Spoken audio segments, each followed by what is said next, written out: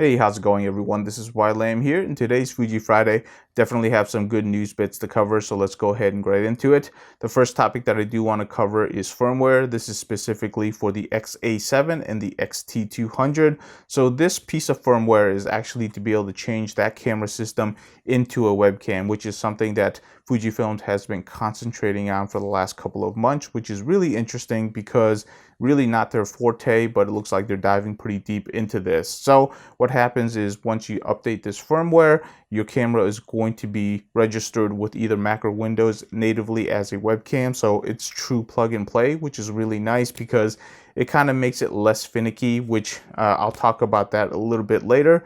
But when you do plug it in, you do get to use it as a webcam, and you get some pros and cons with that. So let's go ahead and discuss those. So on the pro side of using your Fujifilm camera is that if you have a nice lens like a 16mm f2.8, you can go ahead and put that camera on and get a really nice picture, get that nice shallow depth of field. Or, you know, if you go with one of the more higher end ones like the 16mm f1.4, you can really bump it down to f2, really have that nice smooth bokeh in the background. So that's something that's going to bump up your quality a little, but there are also a lot of downsides, and this is something that I think Fujifilm needs to really improve upon. The first one, and the most significant, is that it doesn't look like when you plug it in via USB that it's drawing power from your computer, which means you're still sucking down battery life on your camera, which means you have very limited run times, probably an hour, hour and a half. You never know when your camera is going to die, and that's something that's really not great, especially if you're doing long streams. So that's really something you're going to have to take into account.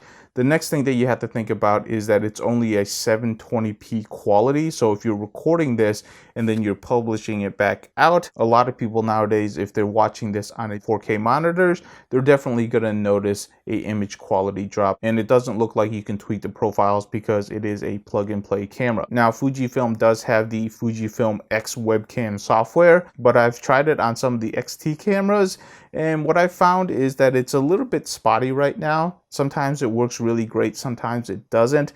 It really does depend on the computer that you're using it on, and that's the reason why I really haven't made a video on that, because I'm really not sure where that's going to be going. There's definitely going to be some more tweaks that need to go into it, some more enhancements. So hopefully Fujifilm continues to improve upon that software. Speaking of which, that software is coming to the Mac. So if you do own a Mac that doesn't come with a webcam, you can look forward to having that sometime in July, or so the rumors say. So it would be nice to see how the Mac version of that works, whether or not we're going to see more enhancements on the Mac side, because what I've seen so far is that people that actually develop software on the Mac, usually features are a little bit more easier to integrate or to put in on the Mac side, because they kind of have a more integrated OS that really allows you to do audio and video a little bit easier. But we'll see how Fujifilm does, because this is kind of like a new frontier for them. I'm not really sure if this is just like a one-off thing or if they're really going to get into software for their camera system. So it's something to keep track of, and hopefully we can see, you know, iterative improvements on all of this stuff. Unfortunately, that's all of the firmware updates that I have for this week. I'm still looking forward to having an X-T3, X-T4 firmware update, especially on the X-T3, because the X-T4 did do a lot of significant improvements, and I really hope that some of those significant improvements does make it down to the X-T3, but only time will tell on this. So hopefully they're going to have it out within the next couple of months. And of course, we have the GFX firmware update that's like, I don't know, 6 months behind, because I was expecting that like sometime last year, I believe, and we really haven't seen anything official on that one. In my opinion, the GFX is long past due for a firmware update. I thought they were going to do that quite a while ago, but we just really haven't seen anything for that camera system. Now, before moving on to the next news bit, I do want to talk about the X-A7 and the X-T200 really quick, because I haven't really done a review on either of those camera systems.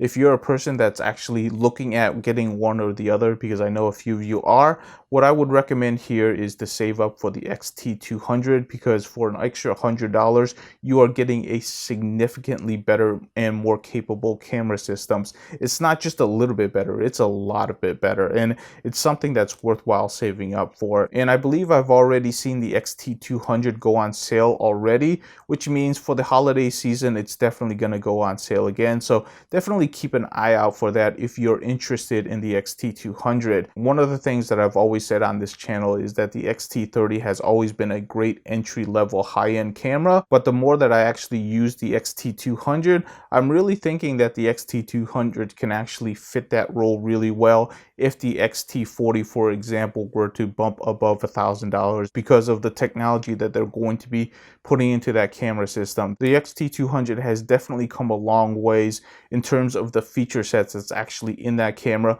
for the price point that it's given. It's not built to the same quality as the X-T30, but you're still getting a lot of camera for the pricing. So definitely check out the X-T200 or a used X-T30 because those are really great cameras if you're interested in getting into the Fujifilm lineup for a really good price. Now, where does that leave the X-A7 in terms of entry-level cameras? Well, it's definitely at the bottom of the rung. And if you're only interested in photography and specifically time lapses, which I really love using that feature on the X-A7, then I think it's actually a really good camera.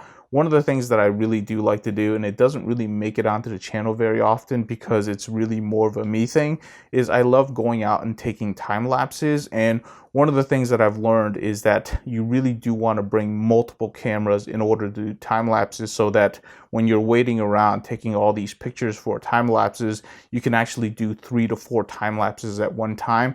It definitely helps, and it definitely really broadens what type of time lapses you can do in a given day. The X-A7 and the X-T200 are really great cameras for time lapses. They're very easy to use, and they also have a built-in feature where they can actually combine all those pictures and just give you a time lapse at the end. Both those entry-level cameras, they actually have features that aren't in the X-T30, X-T3, or the X-T4, but they're kind of niche features like the time-lapse feature that I was just talking about, but they are a whole lot of fun if you're interested in that type of thing. So that's something that I do need to cover in a later video, but I figured I'd just drop that tidbit into Fuji Friday right now since we're already talking about the X-A7 and the X-T200. The last news bit that I do want to cover is that we are seeing some aftermarket batteries for the X-T4 starting to come out in July.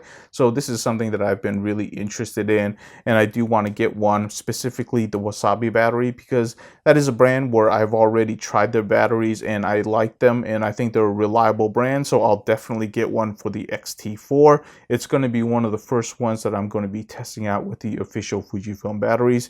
I believe it's priced at about $35 if you just buy the battery, and there is some combo deals which will save you a little bit more money. Because I am creating content for this YouTube channel, I definitely do want to try out that Wasabi battery and see if it holds up to the official Fujifilm batteries, which traditionally the Fujifilm batteries has always performed significantly better than the aftermarket batteries. So we're going to see if this trend holds up for this new battery system. So very interesting things to try to test out in July. There are other brands that are making X-T4 batteries, but they're brands that I don't really know anything about. They're most likely the same aftermarket battery that's just putting their own branding on it. But like I said, I just trust the Wasabi brand, so I'm willing to test that out on the X-T4. But you can check those out on Amazon right now. I think most of them are already out there, so I definitely do have one reserved, and hopefully in July I'll be able to test that one out. So that's all of the news that I have this week.